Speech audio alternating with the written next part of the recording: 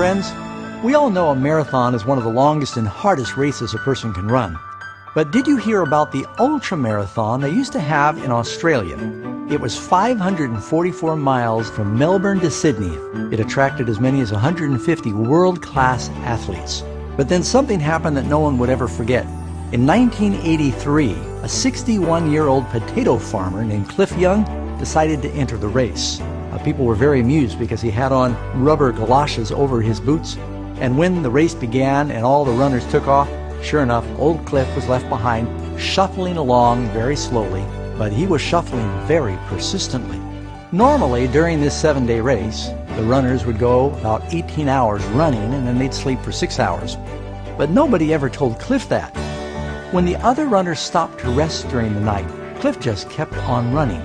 Some people were afraid old Cliff was going to have a heart attack, and they were asking the race organizers to show mercy and stop the crazy old man, but he would have none of it. Each day, he was gaining on the pack, because when they were sleeping, he was plodding along. During the last night of the race, Cliff passed all of these world-class athletes. Not only was Cliff able to run that 544-mile race without dying, he won, beating all the other racers by 9 hours, breaking the record and becoming a national hero in the process. What's really amazing is when they told him that he had won the $10,000 prize, he looked confused and said he didn't know there was a prize, and he decided to share it with the other runners. When asked how he was able to run all night long, Cliff responded that he grew up on a farm where they had about 2,000 head of cattle, and because they couldn't afford horses, he used to have to round them up on foot, sometimes running 2 and 3 days non-stop. So, throughout the race, he just imagined he was chasing after the cows and trying to outrun a storm. Old Cliff's secret was to keep on running while others were sleeping. You know, the Bible tells us that the race is not necessarily to the swift. Something like Aesop's parable of the tortoise and the hare, the tortoise just kept on plodding along.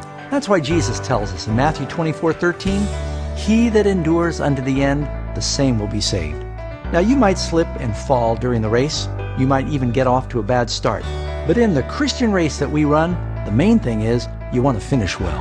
Keep on running, friends, and don't give up.